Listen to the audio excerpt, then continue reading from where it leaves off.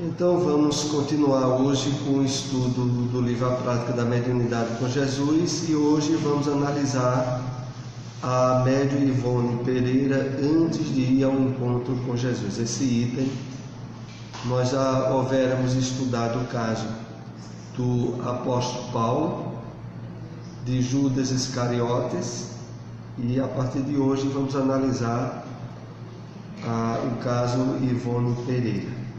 Vamos ver aqui a introdução, capítulo 29 do livro Fonte Viva. Amigo, a passagem pela terra é aprendizado sublime.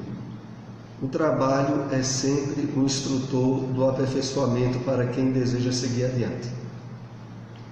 Se vamos em qualquer parte, de boa vontade, como sendo ao Senhor, e não às criaturas, e o Senhor nos conduzirá para os cimos da vida.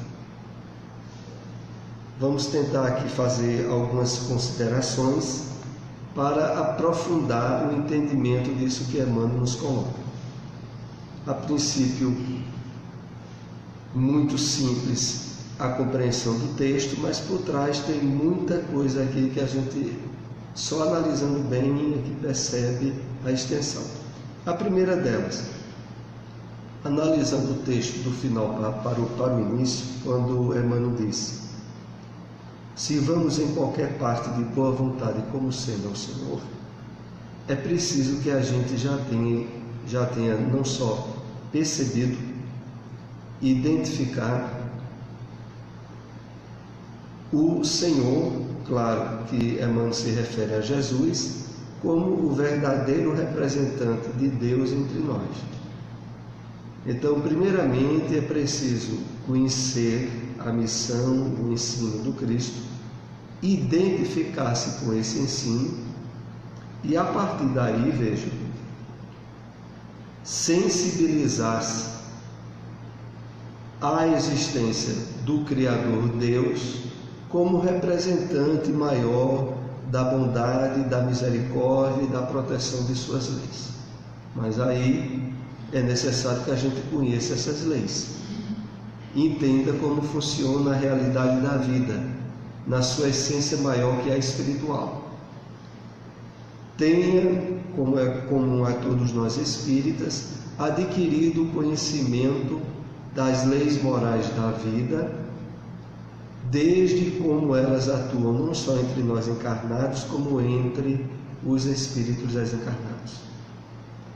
Então, fazendo essa análise, primeiro a compreensão das lições, dos ensinos, do exemplo do Cristo, depois das leis divinas, isso facultará com que nós possamos de fato amar a Deus,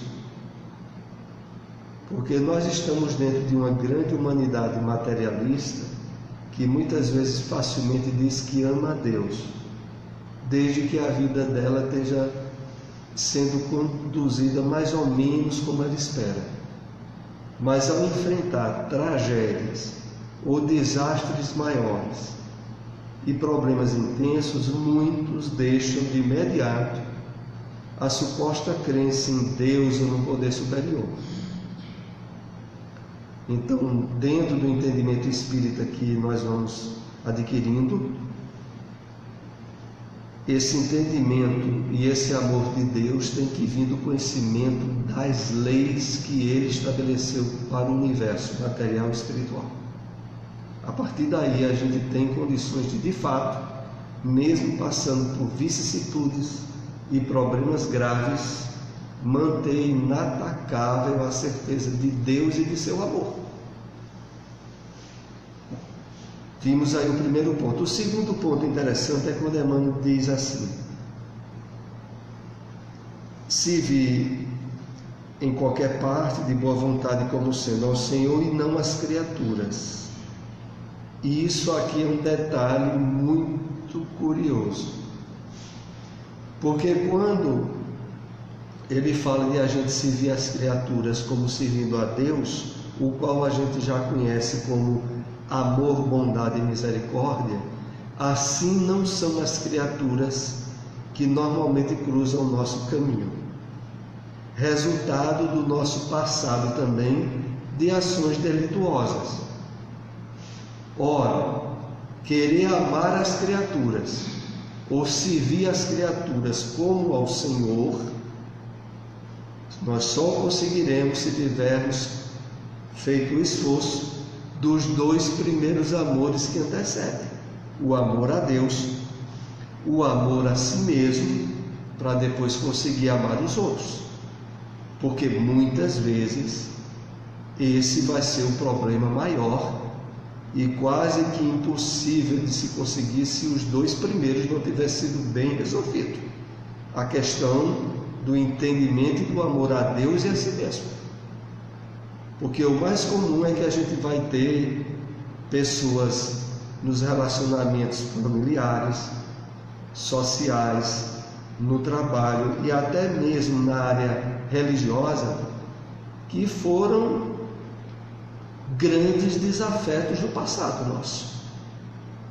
E vai se dizer que é fácil amar desafetos porque eles estão sob o mesmo sangue ou estão na mesma parentela?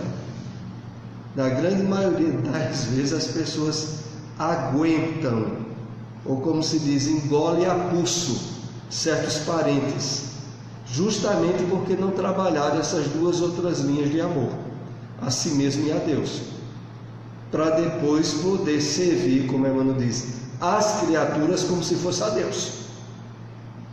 Que a gente só consegue fazer isso se já tiver trabalhado bem o amor a Deus e a si mesmo. Senão a gente não consegue. A partir daí a gente volta ao primeiro entendimento que ele nos chama: a passagem pela terra é aprendizado sublime. O trabalho é sempre o instrutor do aperfeiçoamento para quem deseja seguir adiante. A partir desses entendimentos que falamos há pouco sobre o amor, aí passamos a observar a vida e a existência na Terra sob o olhar do Espírito eterno, do Espírito imortal. Confiantes de que a essência da vida não é a do corpo, é a espiritual, e de que a experiência da encarnação é uma breve passagem, sobretudo com objetivos de aprendizagem, não de gozo e de prazer. E terminando, Emmanuel diz a nós: o trabalho é sempre o instrutor do aperfeiçoamento para quem deseja seguir adiante. E por que é esse grande instrutor? Porque na verdade é o maior sinônimo da atuação de Deus. O Pai, o Filho trabalha e o Pai até hoje trabalha também. Então a vida é movimento e Deus é ação, movimento e trabalho. Então só quando a gente trabalha essa identificação bem estabelecida com as leis de Deus, a gente se identifica com um objetivo maior da vida na Terra, que é servir ou trabalhar. Mas para isso a gente tem que ter resolvido bem esses outros itens que comentamos. Bom, nós teremos muito para conversar. Esse será o primeiro encontro sobre Ivone Pereira, que inclusive na semana passada, nós lembramos, foi o aniversário da desencarnação dela. Ela faleceu em 1984, no dia 9 de março. Aqui vocês estão vendo acima a foto do livro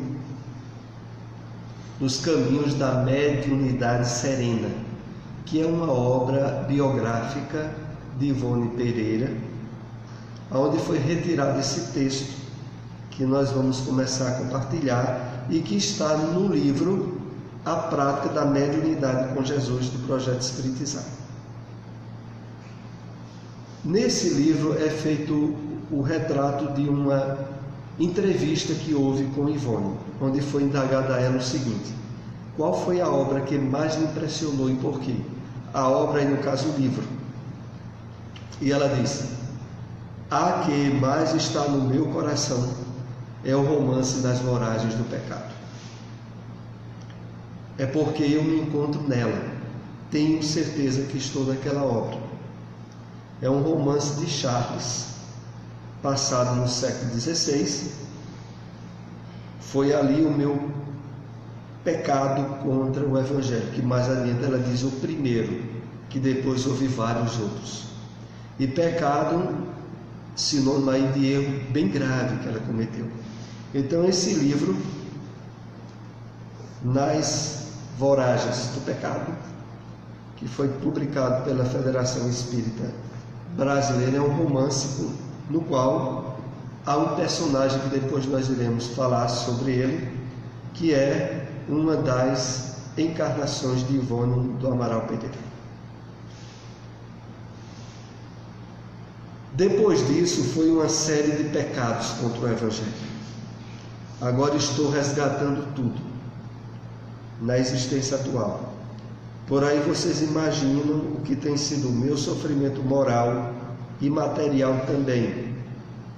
Ivone aborda os erros cometidos em 4 reencarnações anteriores à sua última existência, dentre os quais 2 suicídios, que a conduziram a um doloroso resgate.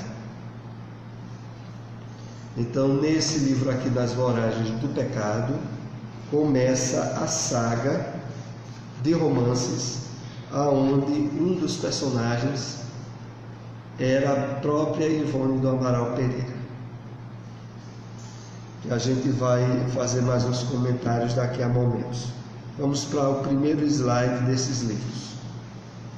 3 dessas reencarnações estão registradas na trilogia romanceada, que começa nas Voragens do Pecado, onde ela aparece com o nome de Ruth Carolina e usa sua mediunidade para fazer um pacto de vingança contra o chamado capitão da fé, Luiz de Narbonne, que massacrou sua família durante a chamada Noite de São Bartolomeu.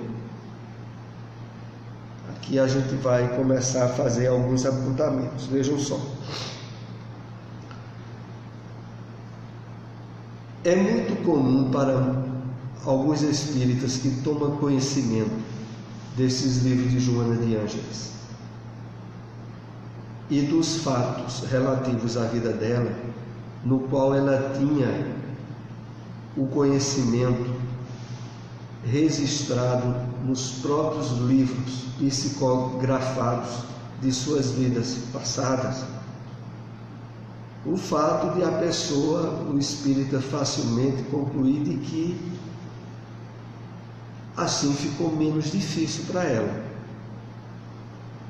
De que se a gente tivesse conhecimento da vida passada, a gente poderia acertar mais, como houvera acontecido com Ivone. Mas isso são argumentos profundamente errados. E nós vamos analisar porque são profundamente errados esses argumentos. O primeiro fato que eu lembro a vocês está registrado em relação a isso no livro Os Mensageiros. Quem aqui já leu o livro Os Mensageiros? Vamos ver, levantando a mão, 1, 2, 3, 4, 5, 50%. Estamos aqui com 10 pessoas, 50% leu Os Mensageiros. Então vamos ver se vocês se lembrarem bem disso. Pelo menos é sinal de que a leitura foi proveitosa. Se não se lembrar do que eu vou dizer, por favor, leia de novo. Porque muitas vezes esse livro de André Luiz a gente precisa ler algumas vezes para fixar bem as lições, né? Então, no livro Os Mensageiros tem um caso chamado assim, A Experiência de Joel. E quem era Joel? Um espírito que teve uma preparação cuidadosa em nosso lar antes da sua encarnação e que fez parte do grupo de espíritos médiuns fracassados, que é analisado no livro Os Mensageiros. E no caso de Joel, houve uma preparação muito especial com ele.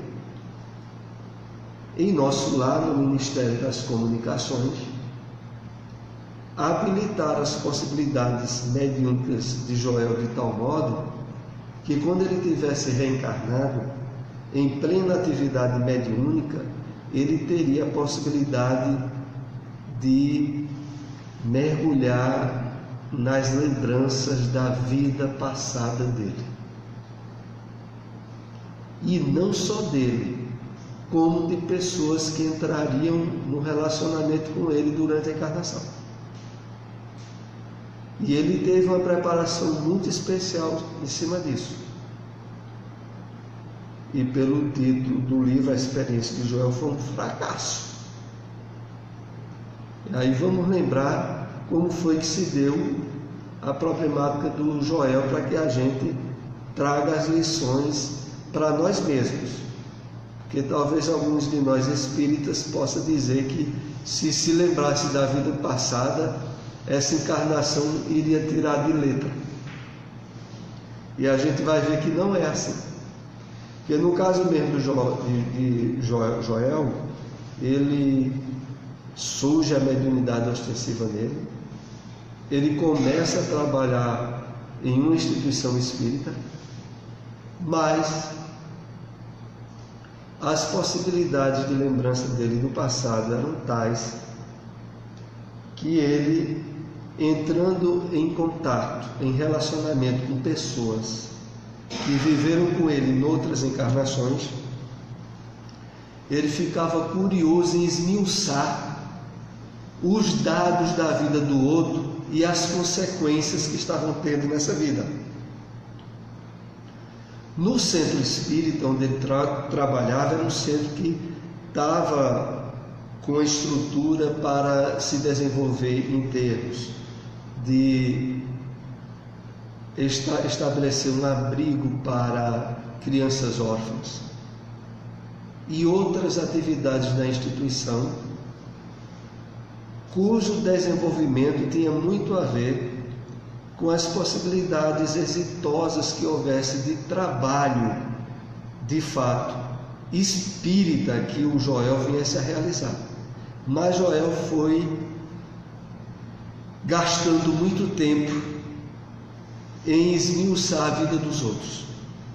E conta lá no livro Os Mensageiros que ele se deparava, exemplo, com alguém que na Inquisição, essa inclusive que a gente fala, aqui foi a noite de São Bartolomeu. No caso lá de Joel, era pessoas que participaram na Inquisição, e ele sabia de uma que tinha sido muito amiga dele na encarnação, essa anterior, e que era alguém que teve muito poder, que prejudicou muita gente na Inquisição, e que agora ele encontrou reencarnado, cego e paralítico. E aí ele sai detalhando no livro Os Mensageiros vários outros casos. A questão é a seguinte: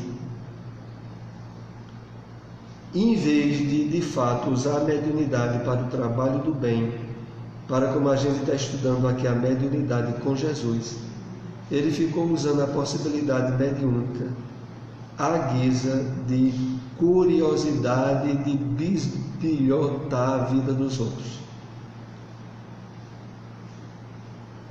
Desse fato, a gente também tira uma consequência que pode ser aplicada para nós em termos de advertência. É porque, na verdade, ser médium ostensivo, ter conhecimento de encarnação anterior, de maneira nenhuma isso traduz convicção de imortalidade ou de vida espiritual para alguém. E aí talvez alguns dissessem: o que é que pode traduzir? mudança profunda de vida, de consciência. Não é o conhecimento de fatos e nem possibilidades mediúnicas. Olha, não são poucos os médiuns ostensivos que trabalham em centros espíritas,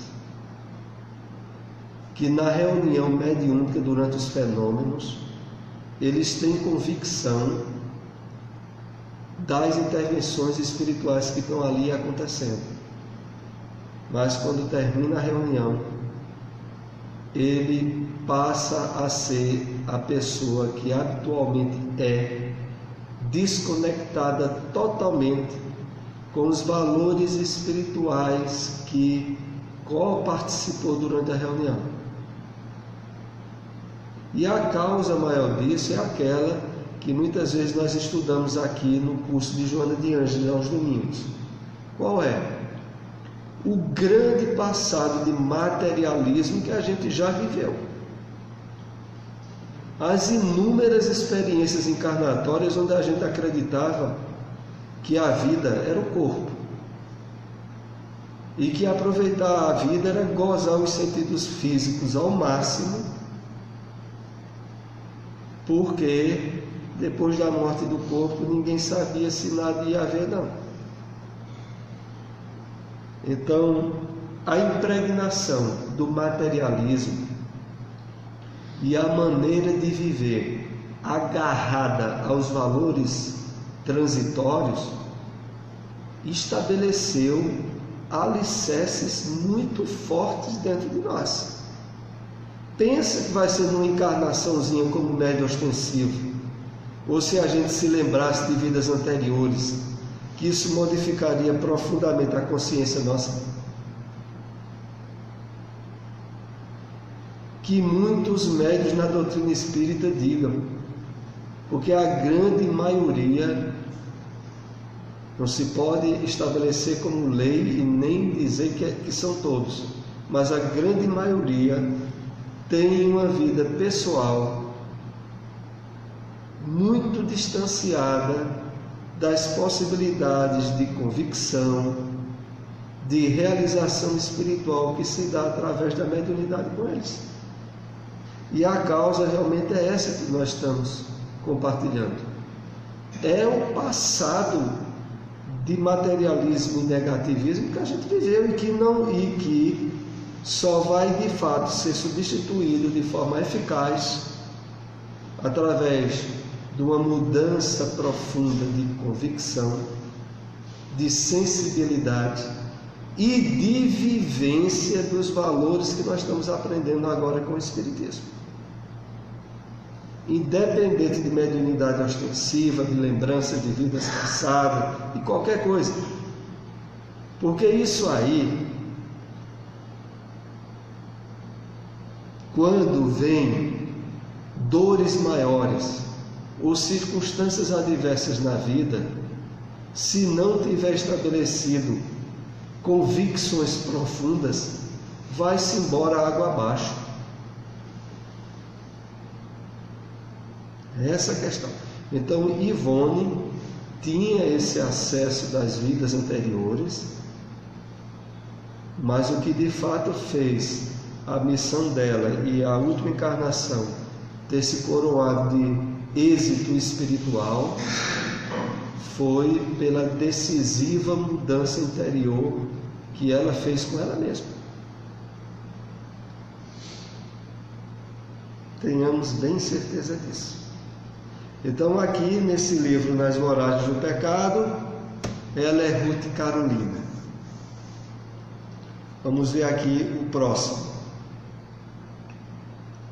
Em Cavaleiro de Numirs, que é outro romance, que é a sequência desse, ela aparece com o nome de Berthe de Sarmeville.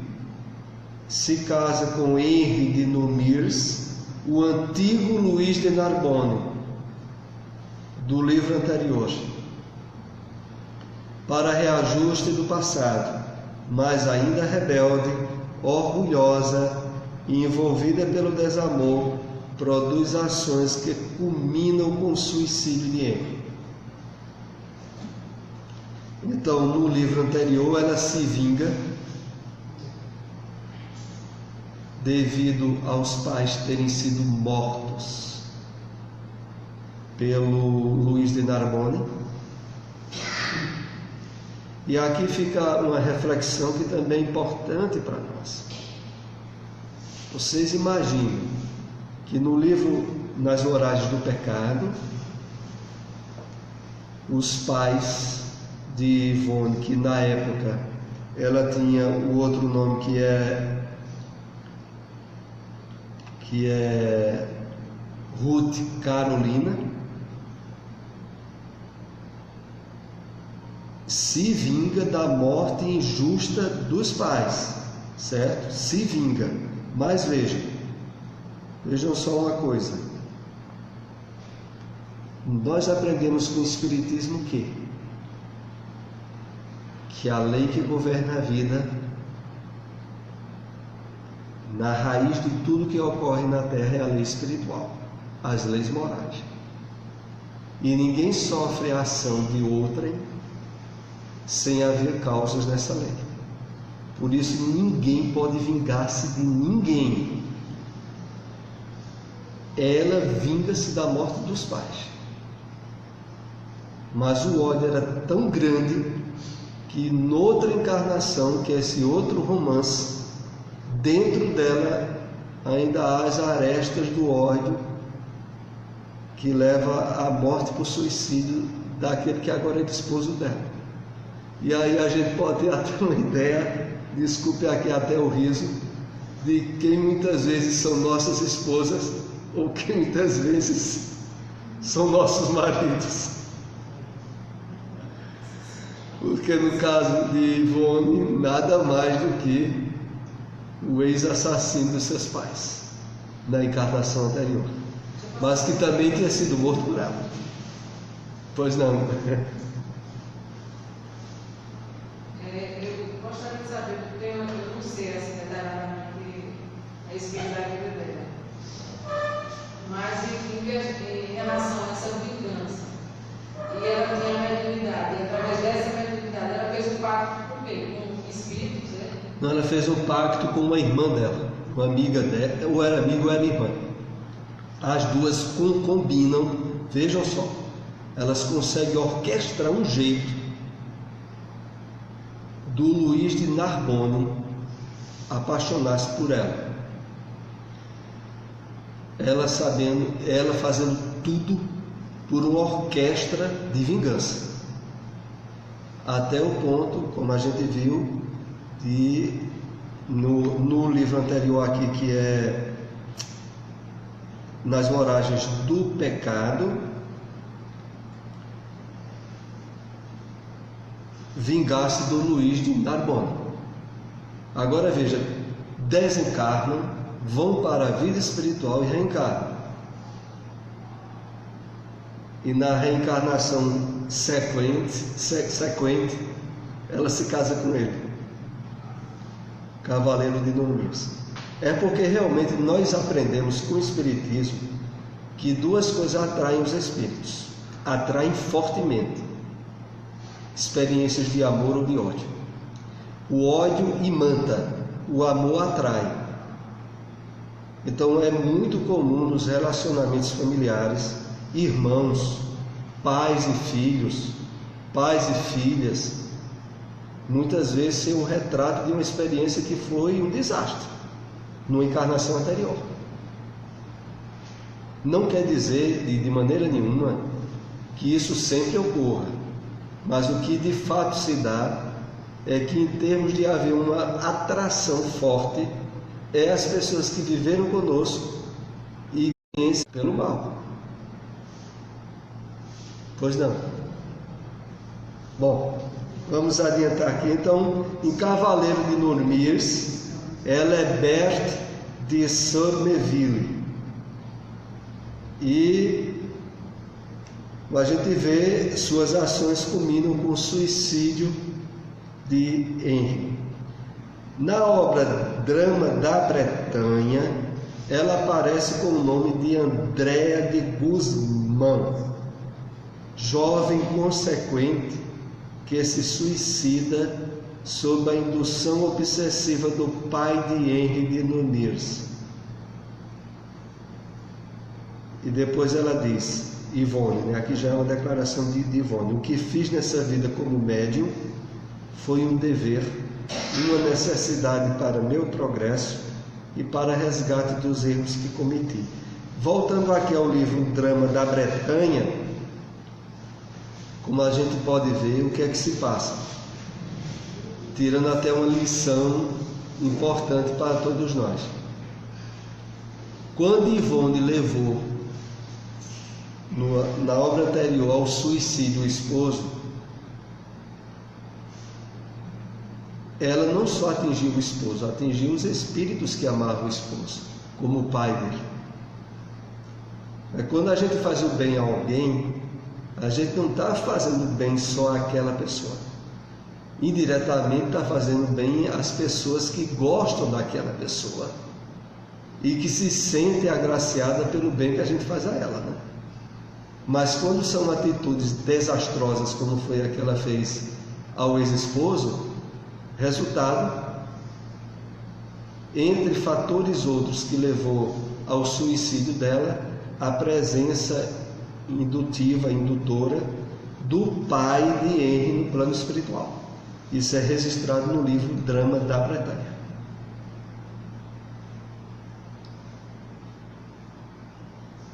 É nesse livro Drama da Bretanha que ela narra, no final do livro, narra de uma forma muito viva, que Ivone tinha a capacidade, que depois, no próximo estudo nosso, nós iremos avaliar mais. A mediunidade de Ivone, ela tem um nível de realidade de transcrever para o papel as cenas e o envolvimento dos personagens num nível de realidade diferenciado de muitos romances mediúnicos espíritas. Por quê? Porque veja só o que é que ocorria na mediunidade dela. Ela diz que normalmente, antes de escrever, ela era desdobrada para ver as cenas daquilo que ela ia descrever. E depois ela entrava em transe e o espírito, Charles ou outro, escrevia através dela.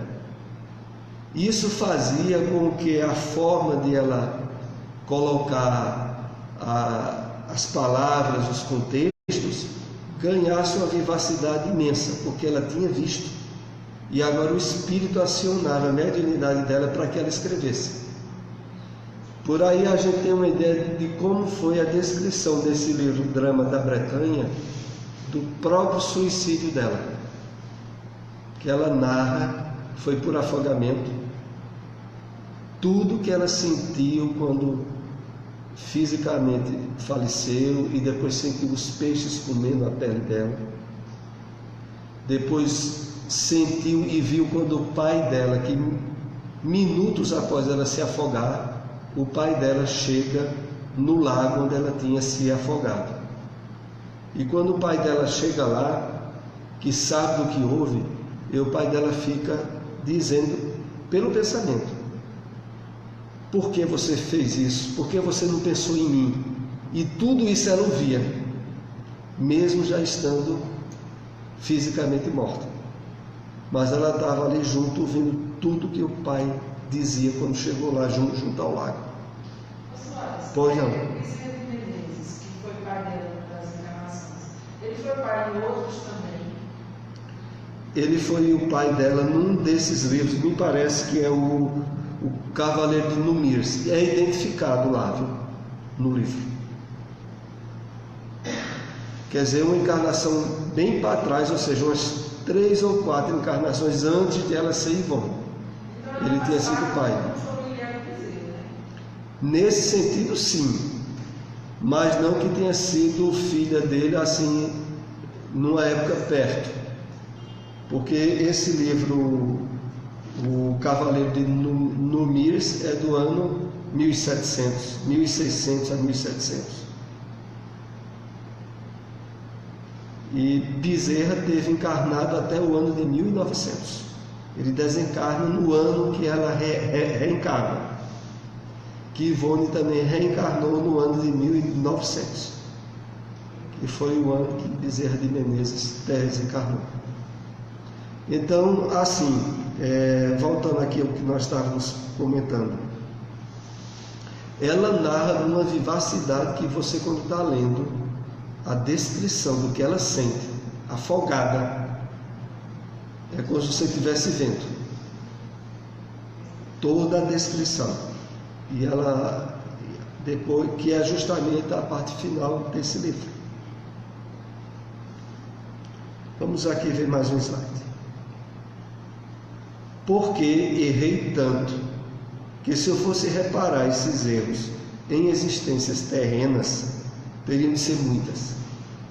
Assim Deus me deu a faculdade mediúnica, o objetivo da mediunidade, para a grande maioria dos médiuns significa resgate de débitos clamorosos no passado. Então, a gente lembra esse aspecto da própria declaração de Ivone.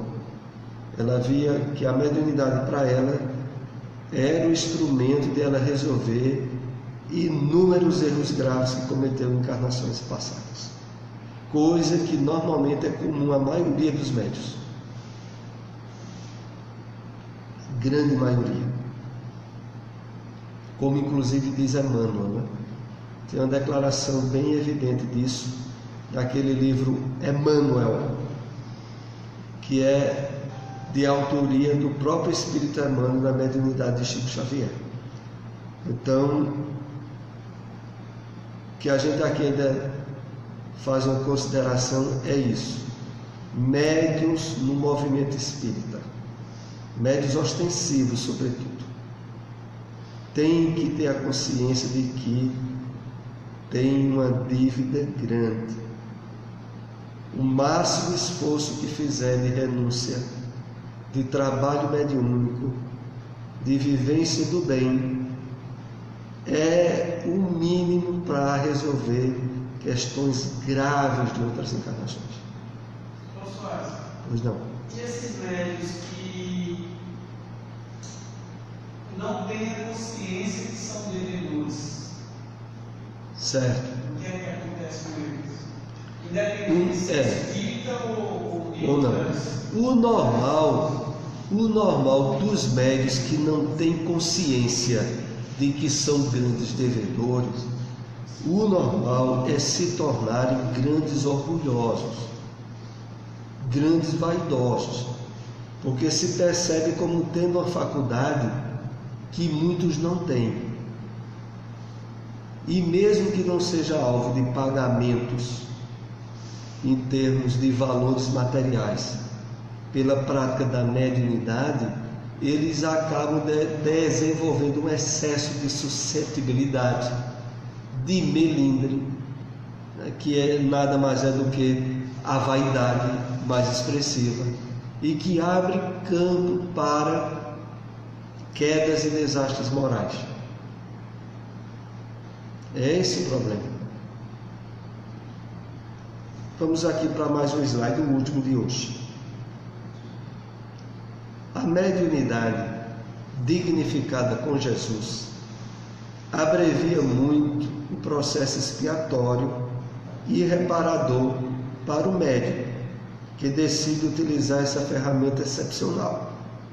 Ivone renasce com a tarefa mediúnica, transforma sua vida num hino de amor e se redime, reparando completamente os erros passados. Então, essa encarnação de Ivone foi uma encarnação de absoluta renúncia. Renúncia à família, renúncia a quaisquer facilidades materiais, e de ter realmente dedicado ao máximo a reparação dos grandes erros do passado. Ela comenta que o coroamento que foi decisivo para a encarnação dela foi a publicação do livro Memórias de um Suicida. Esse tinha sido o maior objetivo da encarnação dela. Ela está encarnada e ser a médium desse livro. Mas ela deixou inúmeras outras obras e uma série importantíssima de exemplos para o movimento espírita brasileiro. Né? Pois não. Quando ela reencarnou como no sexo masculino, tem alguma disso? Se ela já reencarnou no sexo masculino? Bem colocado. Então Geraldo nos pergunta se tem relatos sobre encarnações dela no sexo masculino.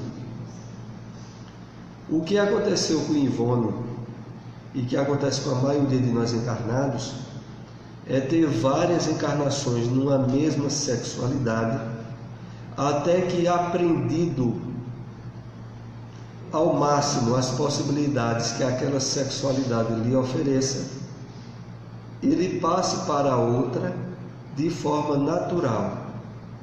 No caso de Ivone, as últimas encarnações dela que a gente tem o conhecimento foram todas no sexo feminino.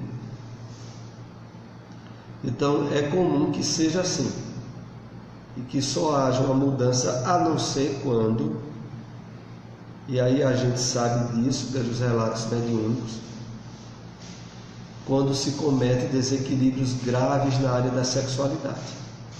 É o mais comum. Excepcionalmente, há situações de médiuns missionários que, face às possibilidades de conquistas que já têm ambas as sexualidades, eles possam mudar com objetivos realmente de trabalhos específicos naquela área. Mas o comum mesmo é uma mudança natural que está dentro das leis divinas. Então vamos lá, né? Alguém tem mais alguma pergunta? Nós, no próximo encontro, deveremos concluir. Esse de hoje foi sobre a vida de Ivone antes de estar integrada no Evangelho com Cristo. A próxima semana é a sequência. Pois não? Assim, pelo que você explicou, a gente tem que passar por tudo relativo ao sexo para poder mudar de sexo. E a gente sabe que o espírito ele não tem sexo, né? É por isso que eu falei sexualidade. Eu não disse sexo, para a mudança da sexualidade. O espírito mesmo, em termos espirituais, não tem sexo, como diz o livro dos Espíritos, mas ele tem uma identificação da polaridade sexual que ele teve nas suas últimas encarnações. Não, a primeira pergunta assim, veja bem, como não há essa questão com os espíritos de sexualidade, de sexo, ser homem ou ser mulher, Emmanuel, por exemplo, optou pela forma masculina, né? Em aparecer assistindo e tal. Quer dizer, para o espírito do nível de Emmanuel, ele tem condição de aparecer ou como homem, de uma encarnação que ele se apresenta no estilo romano, né? E senador. É uma opção dele, não é isso? Sem dúvida. Agora, na espiritualidade, a gente fica sem saber mais ou menos a forma que ele vai também querer assumir. Porque eu acho que a gente não tem um nível ainda de conhecimento além. Porque dizem. Eu já vi explicação sobre isso, em termos de que o espírito, quando atinge um nível de superioridade, ele pode apresentar-se no plano espiritual com aquela aparência que para ele foi mais caracterizadora do êxito da sua caminhada espiritual. Então, desde que ele atinja certo nível, tirando essa hipótese, nós sempre aparecemos na espiritualidade com a aparência da última encarnação. É preciso já ter feito um nível de conquistas espirituais de tal monta que a gente possa espontaneamente aparecer sem que seja na forma da última encarnação. A última é o padrão normal para a maioria. É isso que eu já havia explicado, não sei se em livro ou em entrevista com o Divaldo ou com alguém sobre isso aí. Alguém assim de renome no movimento espírita. Então, na próxima semana a gente vai continuar com a história de Ivone, analisando alguns aspectos, sobretudo da mediunidade dela, que está muito caracterizado em 2 livros. Quais são os livros? Recordações da Mediunidade e Devasando o Invisível, onde ela coloca as recordações das experiências dela. Vamos para a prece de encerramento, né? Vou pedir aí a nossa irmã Lindaci para ser a intermediária da prece para nós.